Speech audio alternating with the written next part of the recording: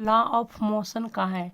इसमें कह रहा है कि 3 ब्लॉक है M1 M2 M3 मास का, जो तीनों 2 स्ट्रिंग से कनेक्टेड है और इस M3 ब्लॉक पे फोर्स अप्लाइड किया जा रहा है, एफ फोर्स मैग्नीट्यूड का, और ये जो सरफेस है वो स्मूथ है। तो हम क्या करते हैं, इसे हमें प्रूफ करना है कि टेंशन जो T1 में है और टेंशन जो T2 स्ट्रिंग में है उसका रेशियो 1/3 होगा। मास भी दिया हुआ है, ठीक, फोर्स भी दिया, F इक्वल्स टू कितना दिया हुआ है 60 न्यूटन। तो हम क्या करेंगे, सबसे पहले इसका एक्सीलरेशन निकालेंगे कि अगर जो इसमें force F equals to 60 newton apply किया जा रहा है और सरफेस स्मूथ है तो ये तीनों ब्लॉक मूव करेगा सेम स्पीड से, क्योंकि अगर जो ये ज़्यादा स्पीड से मूव करेगा और ये कम स्पीड से मूव करेगा तो बीच वाला जो स्ट्रिंग है वो टूट जाएगा, ब्रेक हो जाएगा। और ऐसा भी नहीं हो सकता कि ये कम स्पीड से चले और ये ज़्यादा स्पीड से चले। अगर जो ये कम स्पीड से चलेगा और ये ज़्यादा स्पीड से चलेगा तो दोनों के बीच का जो स्ट्रिंग है वो लूज हो जाएगा। तो कॉन्स्टेंट मोशन को फॉलो करने के लिए तीनों ब्लॉक को एक साथ मूव करना पड़ेगा और सेम एक्सीलरेशन से। इसीलिए हम तीनों ब्लॉक का एक्सीलरेशन सेम मान लिए ए। तो हम सबसे पहले इसका FBD बनाएंगे, इसका FBD फ्री बॉडी डायग्राम बनाएंगे और इसका फ्री बॉडी डायग्राम, और तीनों के लिए इक्वेशन लिखेंगे। इक्वेशन लिखने के बाद टेंशन T1 और T2 निकाल करके दोनों का रेशियो ले लेंगे। तो पहले FBD M3 ब्लॉक के लिए क्या हो जाएगा, M3 ब्लॉक के लिए यहाँ पर एक फोर्स लग रहा है क्या, F, ठीक। तो F फोर्स लग रहा है तो पीछे ये स्ट्रिंग है, तो इसमें टेंशन मान लेते हैं T2 है, ठीक, क्योंकि ये जब इधर जाएगा तो ये स्ट्रिंग भी तो टाइट होगा, तो पीछे की ये T2 फोर्स लगेगा, ठीक। तो हम न्यूटन्स थर्ड लॉ से जानते हैं कि इक्वल इन अपोजिट फोर्स लगता है, तो इधर क्या आ जाएगा T2 फोर्स, इसमें यहाँ इस ब्लॉक के लिए, तो इधर क्या हो गया T2 फोर्स लग गया। इसका एक्सेलरेशन क्या है, M3 ब्लॉक का एक्सेलरेशन क्या है, A है, ठीक। इसी प्रकार हम ये बीच वाले ब्लॉक का M2 मास के लिए फ्री बॉडी डायग्राम बना रहे हैं। तो इसका क्या हो जाएगा, इस पर एक T2 फोर्स लग रहा है टेंशन, यहाँ पर T2 टेंशन फोर्स लग रहा है, और पीछे की ओर क्या है T1 फोर्स लग रहा है टेंशन T1, इसका मास M2 है, ठीक। ये भी सेम एक्सीलरेशन से मूव कर रहा है A, ठीक। ये BD बन गया, ये BD ऑफ मास कितना M2 ब्लॉक का मास का ये BD बन गया। अब हम इसका भी फ्री बॉडी डायग्राम बना के दिखा देते हैं, ठीक। तो इसका क्या हो जाएगा, यहाँ से T1 फोर्स लगेगा, पीछे की ओर तो कोई फोर्स नहीं लगेगा क्योंकि पीछे कोई फ्रिक्शन भी नहीं है, पीछे तो कुछ नहीं है, कनेक्टेड सिस्टम है, तो पीछे कोई फोर्स नहीं लगेगा। तो T1 मास हो गया, ये T1 टेंशन हो गया, इसका एक्सीलरेशन A हो जाएगा, ठीक।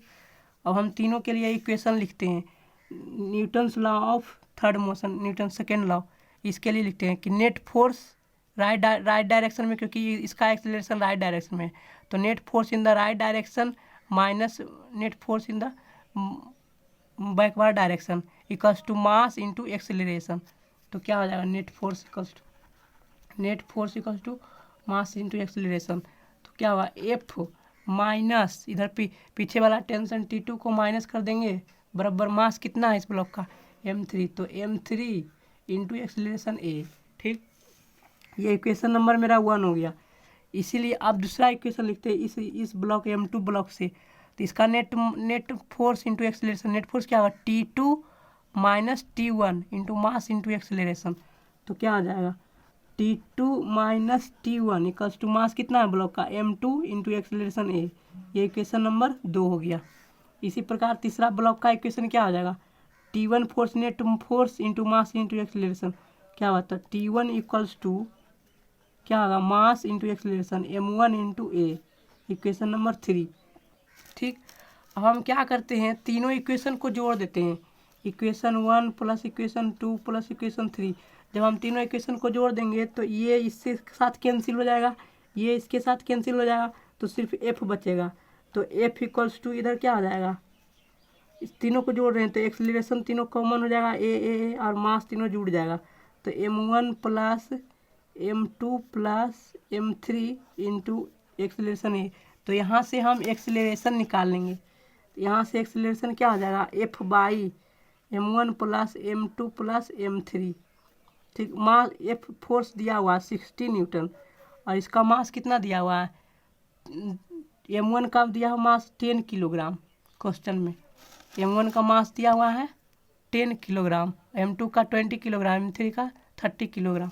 तो हम लिख देते हैं जोड़ करके कितना हो जाएगा 60 तो ये 1 मीटर प्रति सेकेंड स्क्वायर ये एक्सेलरेशन हो गया। एक्सेलरेशन निकाल दिए। अब हम इस एक्सेलरेशन को तीनों इक्वेशन में रखेंगे, एक्सेलरेशन को तीनों इक्वेशन में रखेंगे 1 2 3 में, तो T1 और T2 निकल जाएगा। तो हम इक्वेशन 1 से लिखते हैं, इक्वेशन 1 से क्या आ जाएगा F minus T2 equals to mass कितना है M3 ब्लॉक का, M3 ब्लॉक का मास क्या 30 किलोग्राम इंटू एक्सेलरेशन 1। ठीक, तो यहाँ से हम T2 निकाल सकते हैं। T2 क्या आ जाएगा, T2 इक्वल्स टू F क्या ना 60 में से 30 घटा देंगे, 60 में से 30 गया तो 30 न्यूटन हो गया। इसी प्रकार इक्वेशन नंबर 2 से, इक्वेशन नंबर 2 से क्या हो जाएगा T2 minus T1 equals to क्या है M2 का मास कितना 20 किलोग्राम, एक्सेलरेशन 1, तो 20 इंटू 1 हो गया। और T2 का वैल्यू यहाँ से निकाल दिए तो रख देंगे T2 का वैल्यू यहाँ, तो क्या हो जाएगा यहाँ से T1 का वैल्यू निकल जाएगा। तो क्या हो जाएगा T1 equals to T2 minus ये 20, तो यहाँ पर T1 इक्वल्स टू कितना हो गया 10।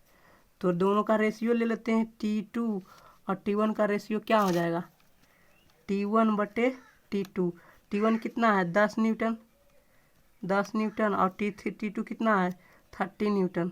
तो दोनों का रेशियो क्या हो 1/3। यही मुझे प्रूफ करना था, ये आंसर हो गया।